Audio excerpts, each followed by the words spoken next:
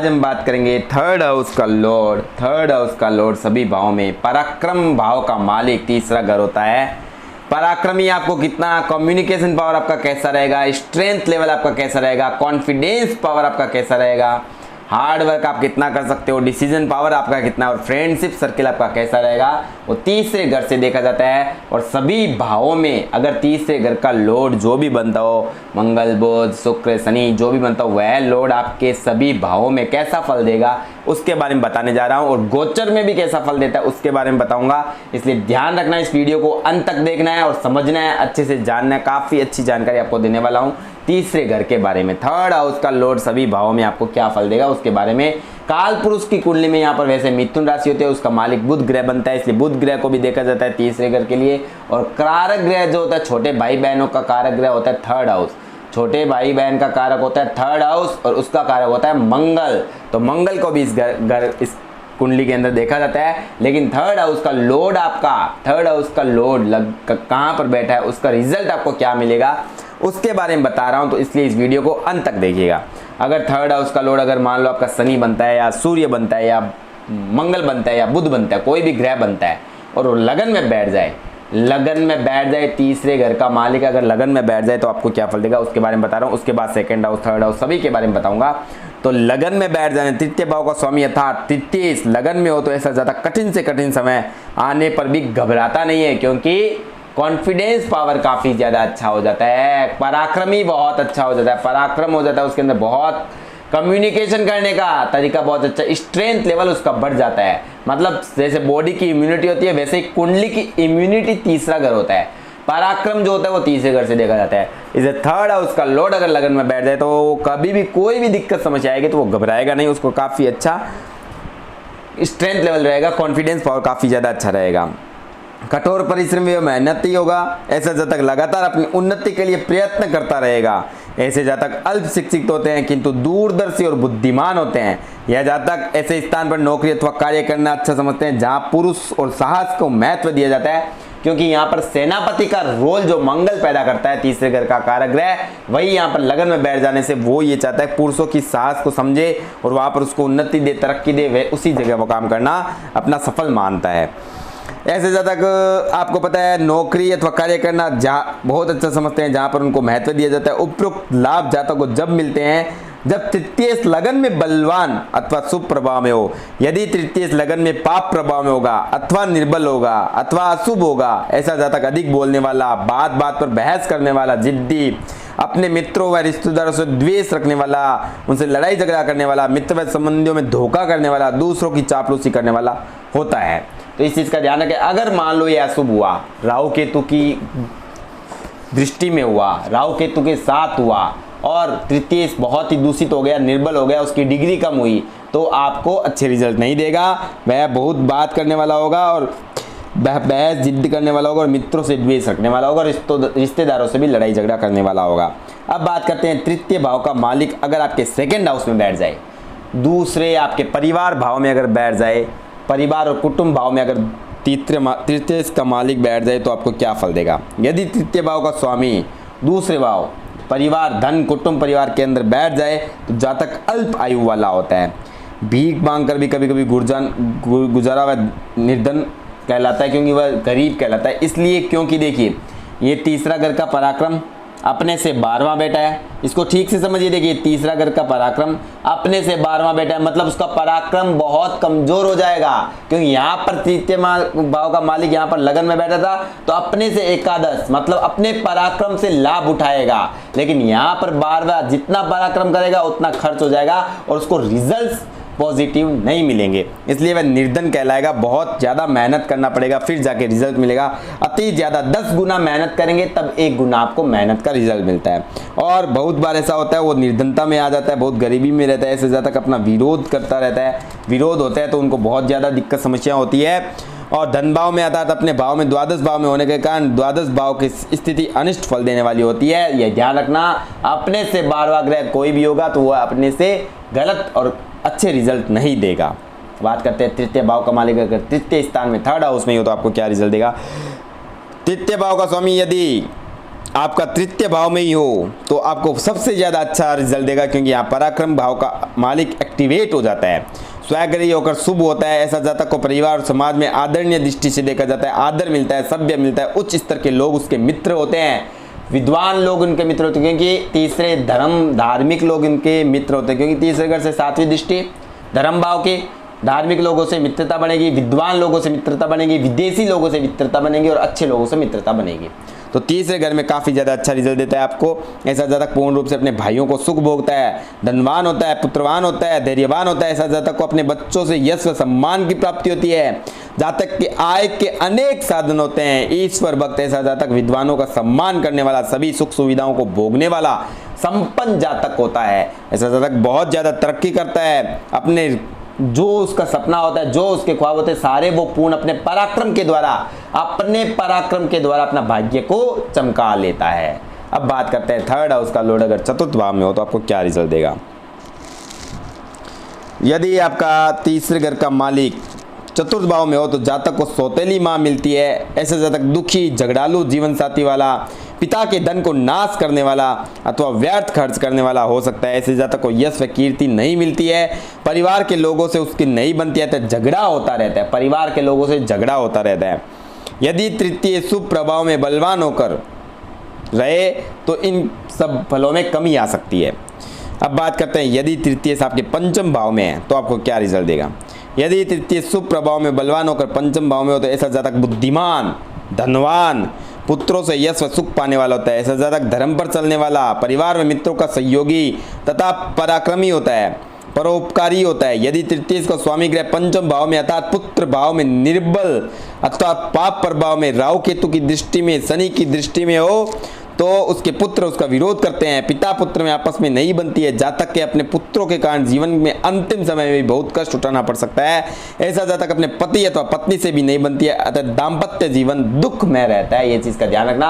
अगर आपका तृतीय भाव का मालिक तीसरा से अपने से तीसरा हो गया और वह पाप प्रभाव में हुआ, अगर शनि राहु केतु की दृष्टि हुई या कोई पाप ग्रह की दृष्टि हुई और नीच का हुआ, नीच के ग्रह की दृष्टि हुई, तो ये सब फलों में कमी आएगी और अशुभ फल ज़्यादा मिलेंगे। बात करते हैं तृतीय भाव का छठे भाव में आ जाना। अगर तृतीय आपका छठे भाव में है अर्थात शत्रु भाव में होना जातक के लिए शुभ नहीं होता, क्योंकि ऐसा जातक को धन कमाने के लिए बहुत अधिक परिश्रम करना पड़ता है, अत्यधिक ज़्यादा मेहनत और पराक्रम करना पड़ेगा। क्योंकि तीसरा घर आपका पराक्रम का और छठे घर में आ गया तो बहुत ज़्यादा पराक्रम करना पड़ेगा। कंपटीशंस काफ़ी ज़्यादा फाइट करने पड़ेंगे, तरह तरह के कंपटीशन आपकी लाइफ में आते रहेंगे। नीच तृतीय से यदि छठे में हो तो जातक को अवश्य ऑपरेशन होता है। अगर छठे घर में अगर नीच का हो गया हो, जैसे यहाँ पर मान लो आपका कर्क राशि बनता है और यहाँ पर मंगल आकर बैठ गया है, तो आपको बहुत ज़्यादा परेशानी होगी और आपका ऑपरेशन होने का योग बन सकता है। और यदि नीच तृतीय छठे हो तो आपको ऑपरेशन का योग बनता है। विभिन्न प्रकार के रोगों से वह परेशान रहता है। अपने मामा व नाना से जातक का मन मुटाव रह सकता है। जातक का स्वयं का स्वभाव भी गुस्से वाला होता है, हट्टी व झगड़ालू और जिद्दी होता है। भाइयों में आपस में भी रहता है। ऐसा जातक के समाज में कोई इज्जत नहीं करता है। जातक अपने कर्मों से बदनामी पाता है। जब तृतीय भाव का स्वामी सप्तम भाव में होगा तब आपको क्या फल देगा, अब उसके बारे में बात करेंगे। यदि तृतीय भाव का स्वामी सप्तम भाव में हो तो जातक की पत्नी अथवा पति सुंदर होता है, किंतु उसके अपने जीवन साथी से नहीं बनती है। दोनों में झगड़ा बना रहता है, झगड़ा अधिक हो जाता है, तलाक डिवोर्स तक की नौबत आ सकती है। क्योंकि पराक्रमी पार्टनरशिप में बैठेगा तो पराक्रम करेगा, पराक्रम जान दिखाएगा, वहाँ लड़ाई झगड़ा होगा तो आपका डिवोर्स का चांसेस बनेगा। क्योंकि यहाँ पर कोई पराक्रम का काम नहीं है, यहाँ पर प्रेम का काम है। पंचम भाव का मालिक सप्तम भाव में आएगा तो आपको प्रेम मिलेगा, लेकिन पराक्रम का भाव का मालिक अगर सप्तम भाव में आएगा तो आपको पराक्रम आप दोनों के बीच में अगर होने लग जाएगा, लड़ाई झगड़ा अगर होने लग जाएगा तो बात डिवोर्स तक पहुंच सकती है। इस चीज़ का ध्यान रखें। मैंने बहुत अच्छी तरीके से आपको समझाया है। अगर थर्ड हाउस का लॉर्ड आपके सेवंथ हाउस में आ जाए, पराक्रम में हो जाए और शनि मंगल अगर बैठ जाए, शनि मंगल की दृष्टि हो, शनि मंगल की युति हो, तो आपका डिवोर्स पहला शादी नहीं टिकेगा, डिवोर्स होगा ही होगा।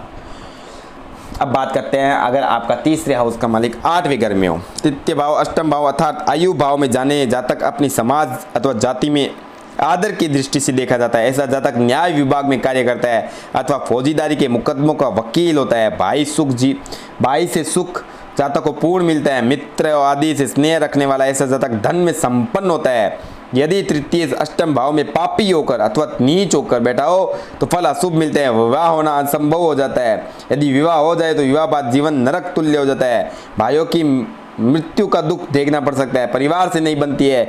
मृत्यु पूर्व बहुत कष्ट उठाना पड़ सकता है, शरीर से प्राण निकलने में बहुत कष्ट होता है, अर्थात अंतिम समय में भी बहुत कष्टमय जीवन होता है, क्योंकि यह अपने से अष्टम हो चुका है।